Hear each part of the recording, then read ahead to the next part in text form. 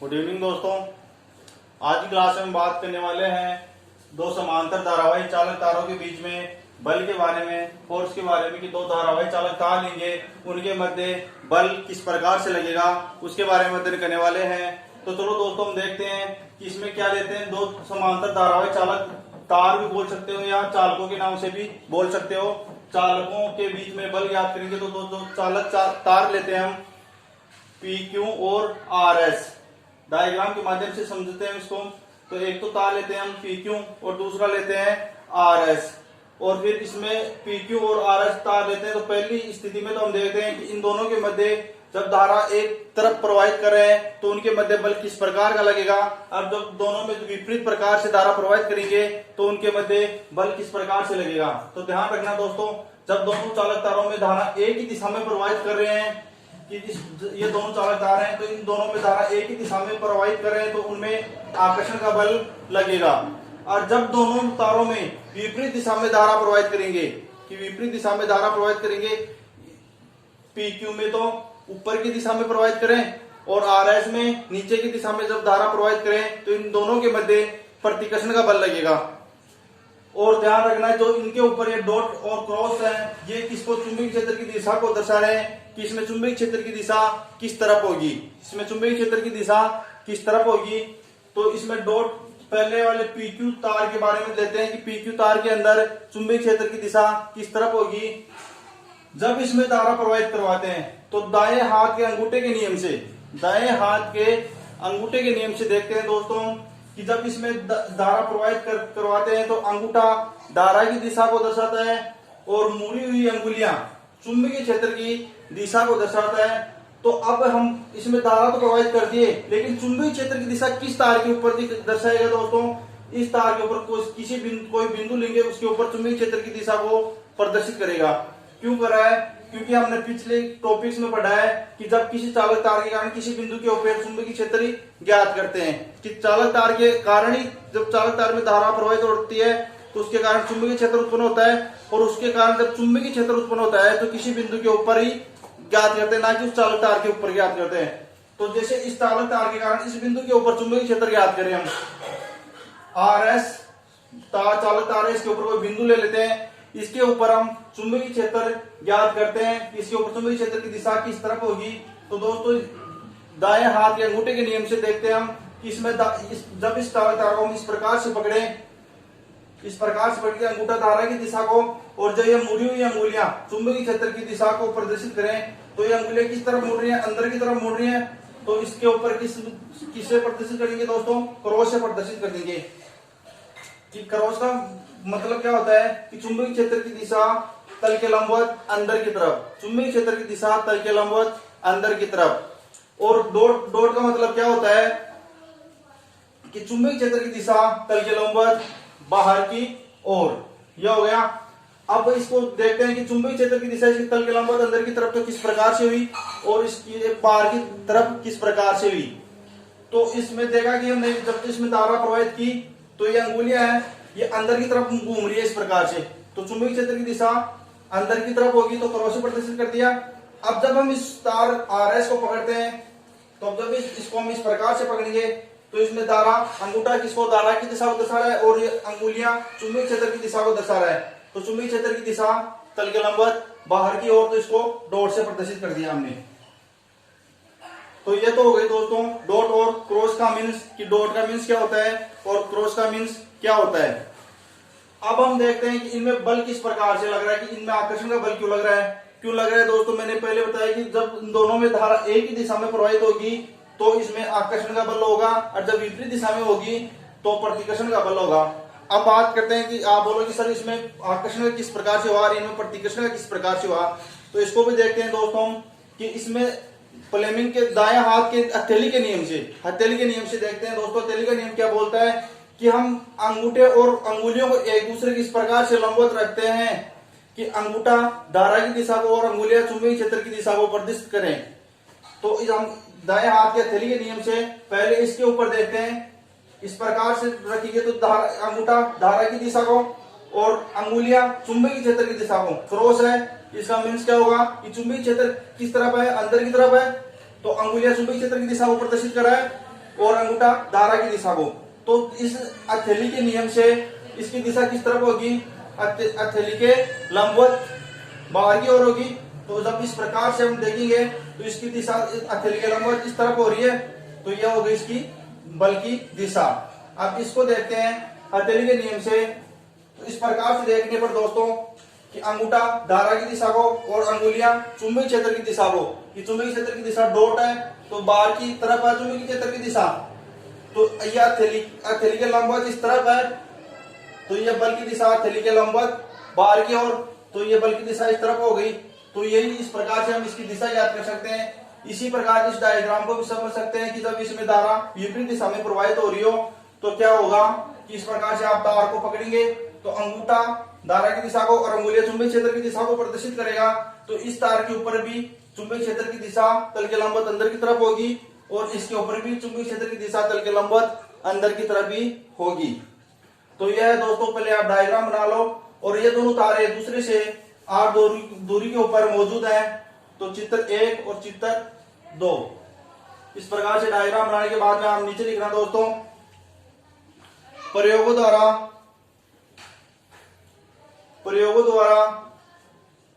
देखा गया कि,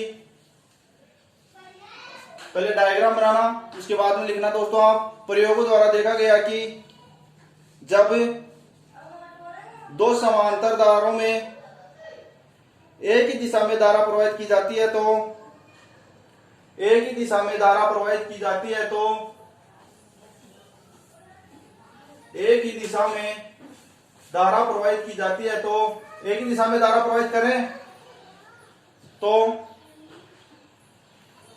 एक दूसरे पर एक ही दिशा में धारा प्रवाहित की जाती है तो एक दूसरे पर आकर्षण बल लगते हैं। कि एक दिशा में धारा प्रवाहित करते हैं, दूसरे के ऊपर आकर्षण बल लग रहा है, इनके ऊपर आकर्षण बल लगता है। यदि लंबे समांतर तारों में धारा विपरीत दिशा में प्रवाहित की जाती है तो वे एक दूसरे पर प्रतिकर्षण बल लगाते हैं। कि विपरीत दिशा में धारा प्रवाहित करें, इसमें ऊपर की तरफ और इसमें नीचे की तरफ, तो एक दूसरे पर प्रतिकर्षण बल लगा रहे, इसमें बल इस तरफ लगेगा और इसमें बल इस तरफ लगेगा। और एक ही दिशा में प्रवाहित करें तो इन दोनों में एक दूसरे की तरफ बल लग रहा है, यानी कि आकर्षण का बल भी बोल सकते हैं। अब नीचे लिखना दोस्तों, माना दो अनंत लंबाई के तार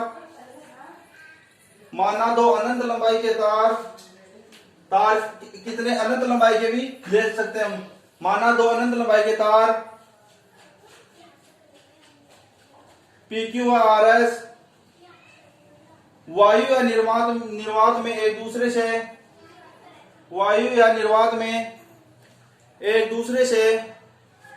R दूरी पर, इन दोनों की मध्य की दूरी कितनी है दोस्तों? R है। तो एक दूसरे से R दूरी पर, दोस्तों आज लाइट नहीं आ रही है, इस वजह से थोड़ा बैटरी से फोकस करके क्लास बनाई जा रही है, तो आपको थोड़ा ऐसे अजीब लग सकता है। एक दूसरे से R दूरी पर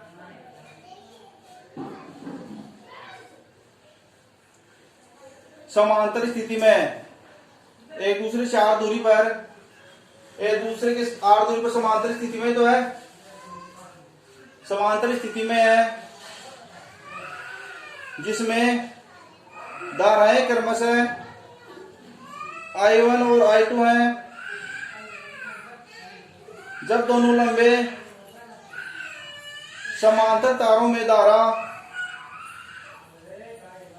समान दिशा में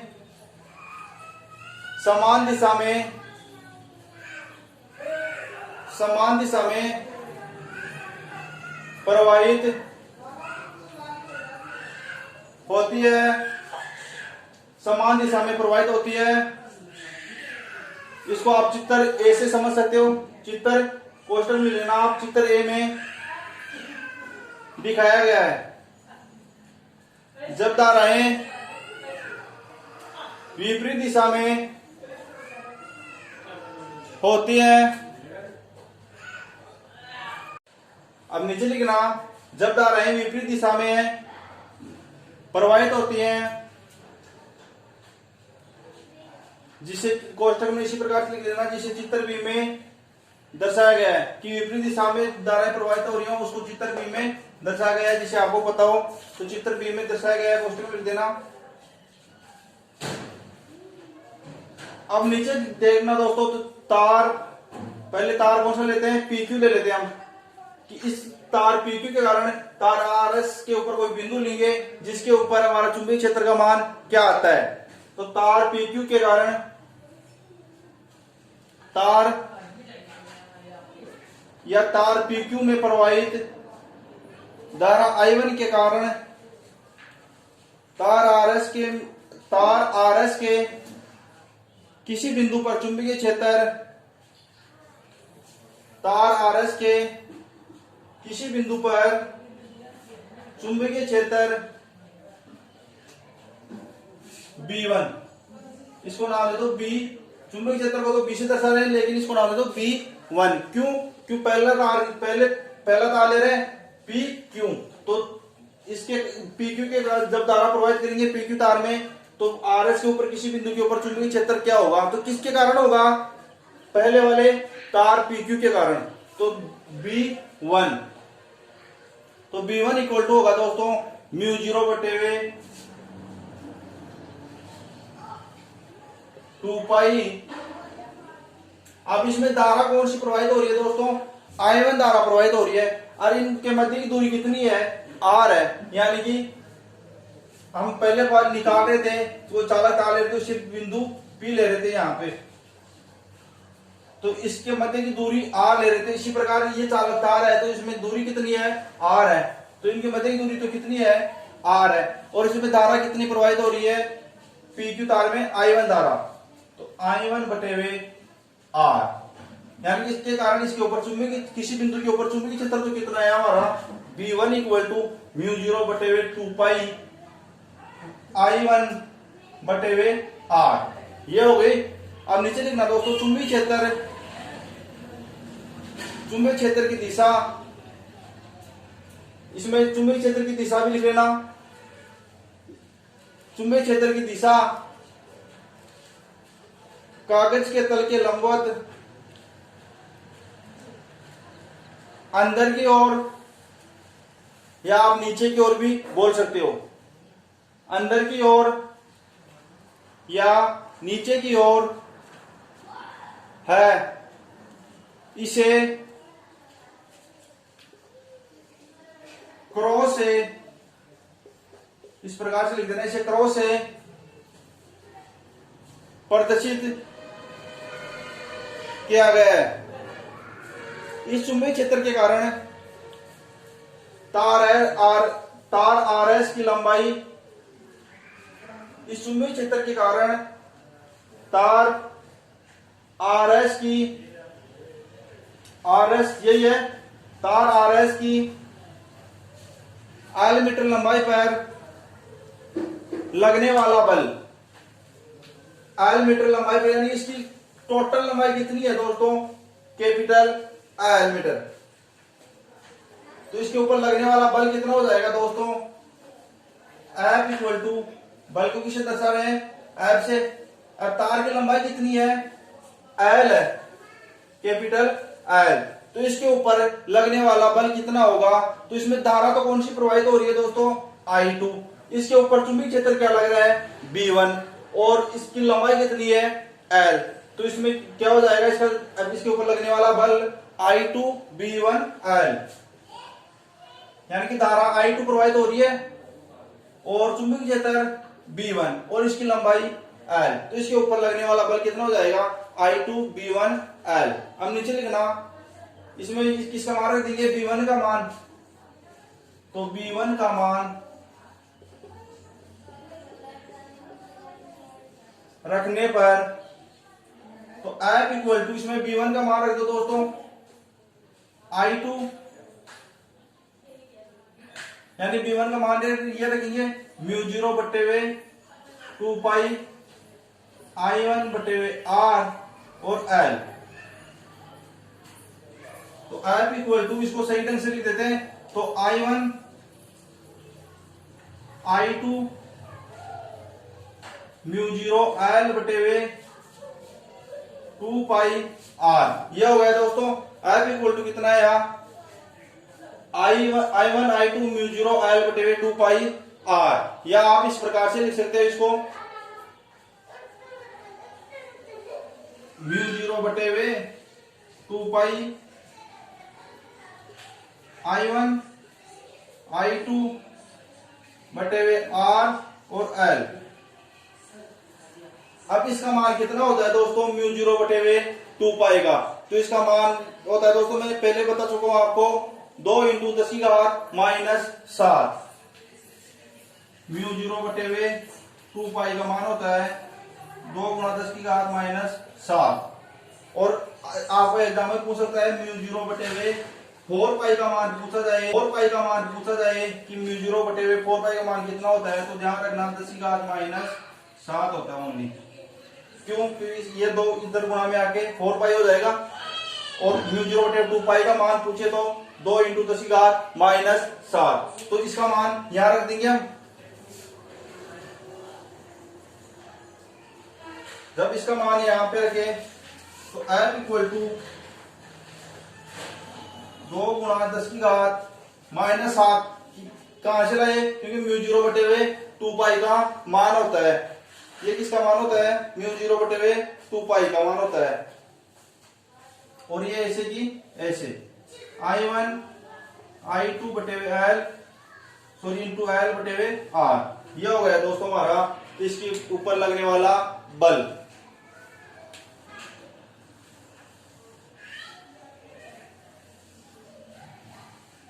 अब नीचे लिखना दोस्तों,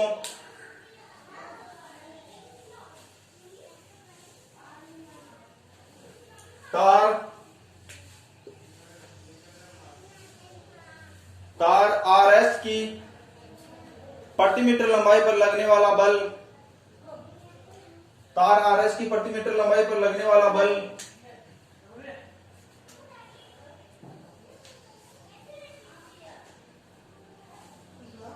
F बटे वे L इक्वल टू 2 इंटू 10 की घात माइनस 7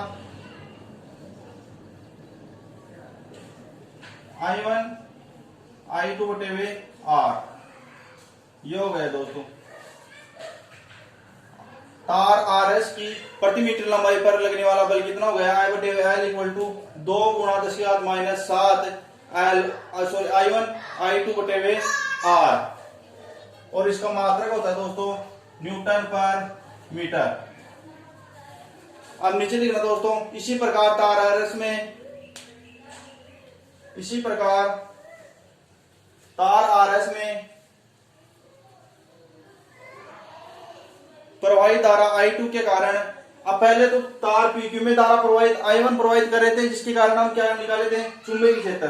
अब इसी प्रकार हम क्या करेंगे, तार R2 में सॉरी RS में धारा प्रवाहित करेंगे I2, तो इसके कारण चुंबकीय क्षेत्र देखेंगे तो ध्यान रखना दोस्तों, इसके कारण चुंबकीय क्षेत्र हमारा यही आने वाला है। तो ये चुंबकीय क्षेत्र आ गया, और इसके कारण इसके ऊपर लगने वाला बल कितना आने वाला है, यही आने वाला है। तो इसमें देखना आप, इसी प्रकार तार RS में प्रवाहित धारा I2 के कारण तार PQ की प्रति मीटर लंबाई पर लगने वाला बल, इसके ऊपर भी लगने वाला बल कितना होगा दोस्तों, सेम हो जाएगा यही, F बटे वे L इक्वल टू 2 गुणा 10 की घात माइनस 7 I1 I2 बटे वे R। तो यही सेम लिख देना, जो मैंने लाइनें लिखा है उसके बाद में ये वाला ही, F बटे वे L इक्वल टू 2 गुणा 10 की घात माइनस 7 I1 I2 बटे हुए R न्यूटन पर मीटर। अब नीचे लिखना दोस्तों कि इसके तार RS में जब धारा प्रवाहित की हमने I2, तो इसके कारण इसके ऊपर चुंबकीय क्षेत्र की दिशा क्या होगी, तो इसमें नीचे लिख देना, चुंबकीय क्षेत्र की दिशा कागज के तल के लंबवत, कागज के तल के लंबवत बाहर की ओर, आप बाहर की ओर भी बोल सकते हो या ऊपर की ओर, क्योंकि उसमें आप अंदर की ओर बोल रहे थे, इसमें आप बाहर की ओर या ऊपर की ओर बोल सकते हो। कागज के तल के लंबवत बाहर की ओर या ऊपर की ओर होगी, जिसे डॉट से, इस प्रकार कोष्टक में डॉट से प्रदर्शित किया गया है। तो ये हो गई दोस्तों दो समांतर धारावाही चालक तारों के बीच बल क्या लगने वाला था, तो ये हमने याद कर लिया है। एक बार फिर से रिपीट कर रहा हूं डायग्राम को कि जब हम क्या लेंगे, दो चालक तार लेंगे, उनमें जब एक ही दिशा में धारा प्रवाहित होगी तो उनमें आकर्षण का बल लगेगा, और जब विपरीत दिशा में धारा प्रवाहित होगी तो उनमें प्रतिकर्षण का बल लगेगा। और ये बात ध्यान में रखना है। और पहले पीक्यू तार में जब धारा प्रवाहित करते हैं I1, तो उसके कारण तार RS के ऊपर हम चुंबकीय क्षेत्र निकालते हैं, फिर इसके कारण इसके ऊपर क्या बल लगता है वह निकालते हैं, और जो बल लगता है तो इसकी प्रति एकांक लंबाई के ऊपर बल क्या होगा वही निकालते हैं। और यही हमारे को इसमें ज्ञात करना है। आपको एग्जाम में पूछ सकता है कि दो समांतर धारावाही चालक तारों के बीच लगने वाला बल क्या होगा।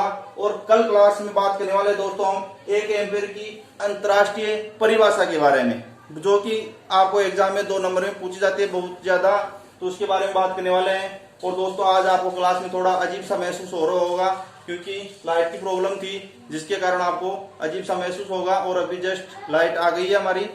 और दोस्तों 2 बच्चे नए हैं, वो अभी तक यदि चैनल को सब्सक्राइब नहीं किया है दोस्तों, तो चैनल को सब्सक्राइब करें, लाइक करें और दोस्तों को शेयर करना ना भूलें। धन्यवाद।